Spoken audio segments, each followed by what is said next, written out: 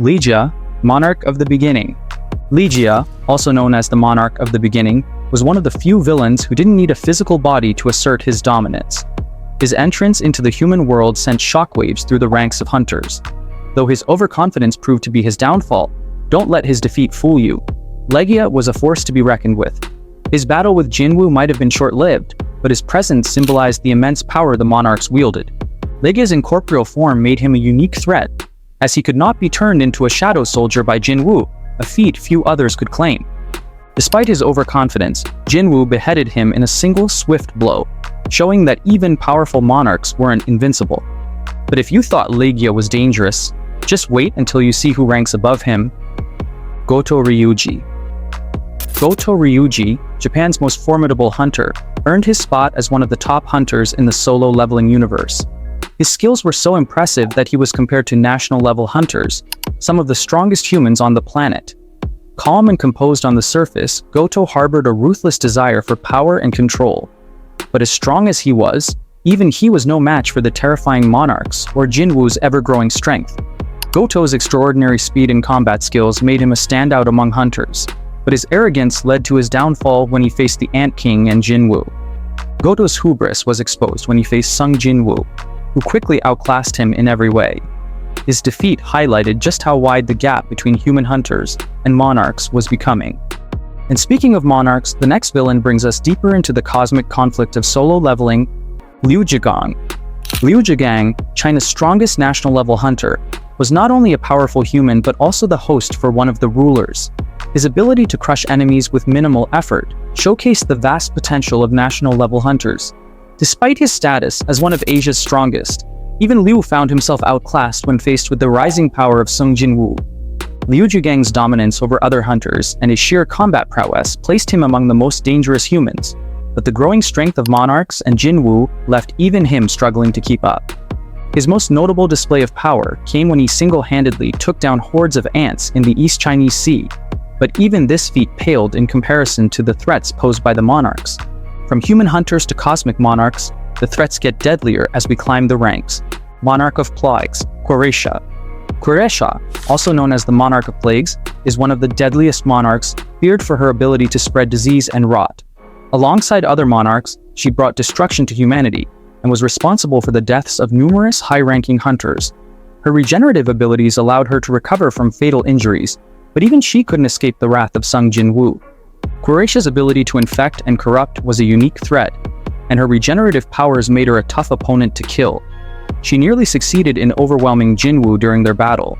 One of Croatia's greatest moments was her collaboration with other monarchs to assassinate Christopher Reed, the national-level American hunter. The next villain is one whose raw power and arrogance made them unforgettable in solo leveling. Baran, Ant King. Once the fearsome Ant King, Baran terrorized the world before being defeated and turned into one of Jin-Woo's most powerful shadow soldiers. As an enemy, Baran was nearly unstoppable, using his unmatched speed, power, and intelligence to eliminate hunters with ease.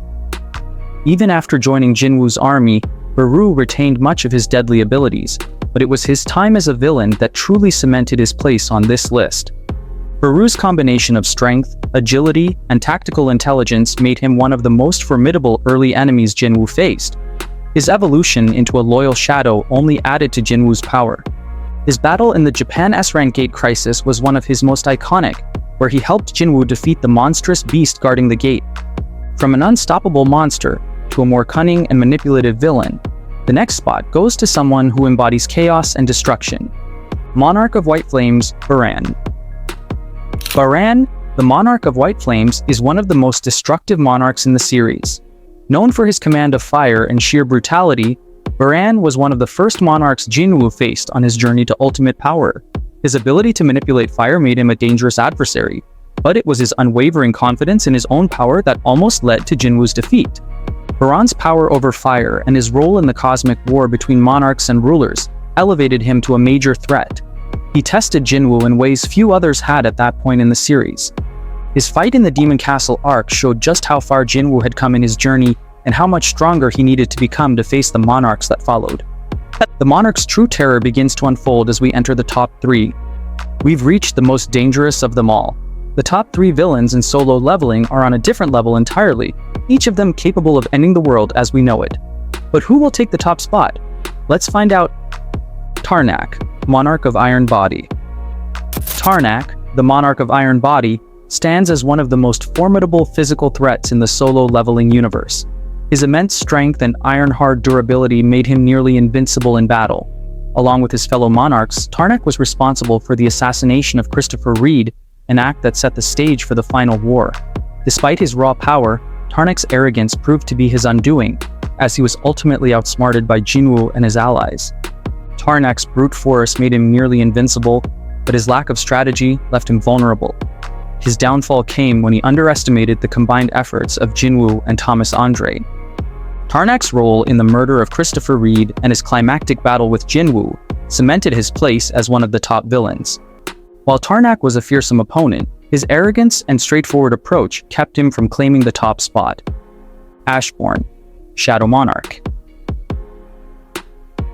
Ashborne, also known as the Shadow Monarch, is a complex figure who once sided with the Absolute Being before turning against him. As the creator of shadows, Ashborne possessed godlike abilities, including the power to raise armies of the dead. His choice to pass his power to Jin-Woo made him both an ally and an antagonist in the series. Ashborne's immense strength and deep connection to the cosmic forces make him one of the most influential figures in Solo Leveling.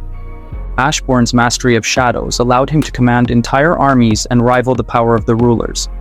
His decision to transfer his powers to Jin-Woo made him a central figure in the final battle. Ashborne's final appearance, where he bestows his powers on Jin-Woo, is one of the most iconic scenes in the series. Ashborne could have easily taken the top spot, but his role as a mentor to Jin-Woo and his ultimate power means he takes the second spot on this list rather than the first. Andares, Dragon Monarch. At the top of our list is Andares, the Dragon Monarch, the most dangerous and destructive force in the entire Solo Leveling universe. His raw power, combined with his ability to command legions of dragons, places him far above any other villain in terms of pure threat level. Andares was the leader of the monarchs, and his goal was nothing short of total annihilation of the human race and the rulers. Andares possessed immense physical strength, the ability to transform into a colossal dragon, and the power to control an army of otherworldly creatures. His battle with Jin-Woo was the ultimate showdown between the forces of destruction and salvation. The climactic battle between Jin-Woo and Andares is one of the most memorable in the series, with the fate of the world hanging in the balance. Despite Jin-Woo's overwhelming power, Andares pushed him to his limits, making him the most dangerous enemy Jin-Woo ever faced.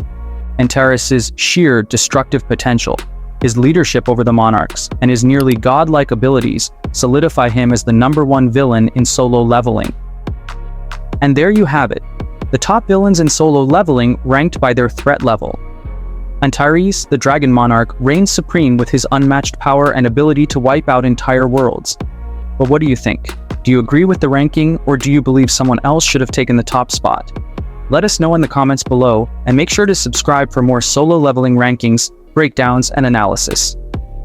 Next time, we'll be ranking the most powerful heroes in Solo Leveling, so hit that notification bell so you don't miss it.